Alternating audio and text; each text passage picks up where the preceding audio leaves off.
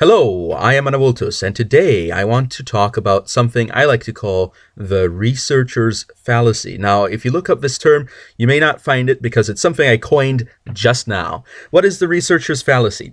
Well, I came up with the idea after seeing a lot of advertisements on television or online, and people talking about various things, especially related to research, particularly scientific research, where individuals would say, donate now and we will be closer to finding, let's say, the cure for cancer.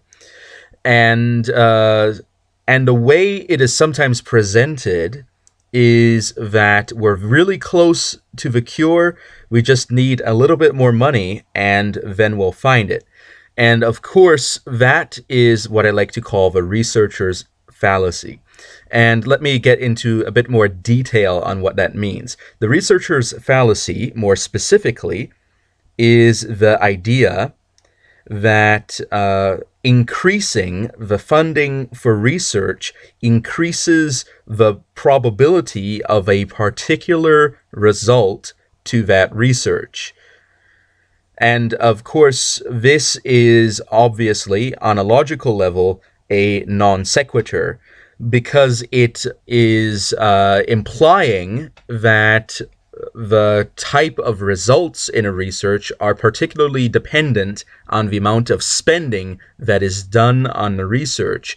Or it also implies that there is a natural result to research, or that there is a technological or other type of advancement that is naturally acquired given a certain amount of research, which I would postulate is incorrect.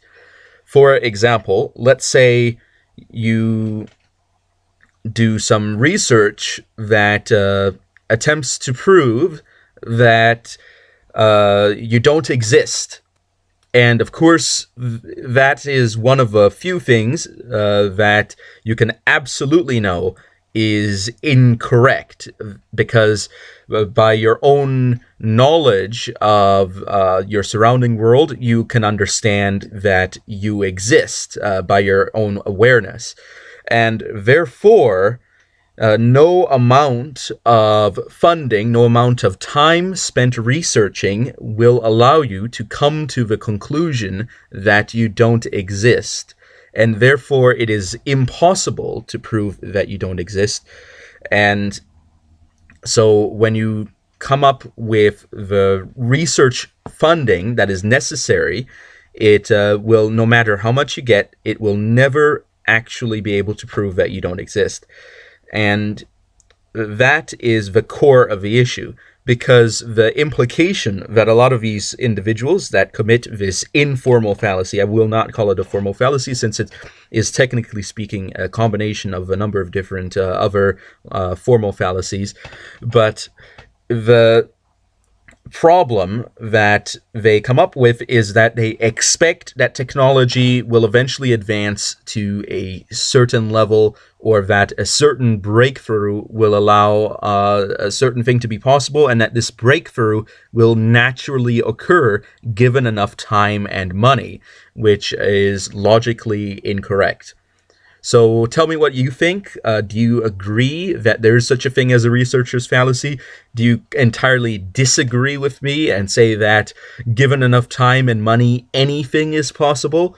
Or would you say that maybe there's a middle ground to be taken here? Because, by the way, my position is not that time and money don't allow for a higher quality of research, because they indeed do that. And therefore, a good quality of research is more likely, in essence, to deliver results. However, as I mentioned earlier, it, of course, is not likely to garner any specific result. In other words, you can't have you can't have the results before the problem. In other words, you don't know if two chess masters were to play against each other and you didn't set up how they would play beforehand, and you don't know what decisions they will make beforehand, you can't assume to know the final position in the game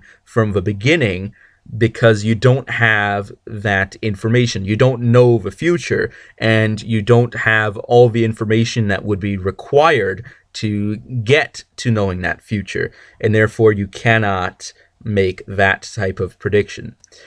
But anyway, thank you all for watching, and I will be seeing you all next time on Awiltus over and out.